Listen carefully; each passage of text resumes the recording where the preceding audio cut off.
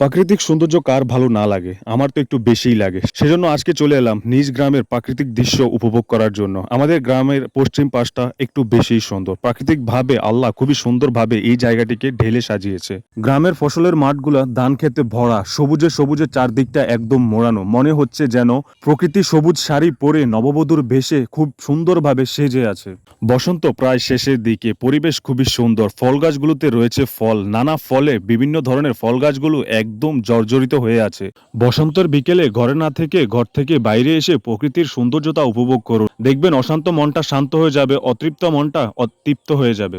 নিজ গ্রামের প্রাকৃতিক সৌন্দর্যতা আমাকে সবসময় মুগ্ধ করেছে। আমি সবসময় ভালোবাসি প্রকৃতিকে, বিশেষ করে আমার নিজের গ্রামকে। সূর্য পশ্চিম আকাশে হেলে গেছে আর এই দৃশ্যটাই সব থেকে বেশি সুন্দর দেখায় ফসলের মাঠে। কৃষকরা তার গৃহপালিত পশু পাখির জন্য ঘাস কেটে নিয়ে যাচ্ছে, আবার অনেক কৃষক তার গৃহপালিত পশু পাখিগুলাই এসে মাঠের মধ্যে বেঁধে দিচ্ছে, যেন পড়ন্ত বিকেলে সূর্য ডোবার আগে তার পশু পাখিগুলা খাবার দাবার খেয়ে পেট ভরে তারা সন্ধ্যার আগে পশু পাখিগুলাকে বাসায় নিয়ে যাবে। এই প্রকৃতিকে যে মানুষ উপভোগ করে এমন না, পশু পাখিরাও প্রকৃতিকে উপভোগ করে থাকে। প্রকৃতি যতটা সুন্দর তার বিপরীতে খুব ভয়ঙ্কর রূপও আছে। আল্লাহ প্রকৃতির বিপরীত রূপ থেকে আমাদেরকে রক্ষা করুক, আমিন।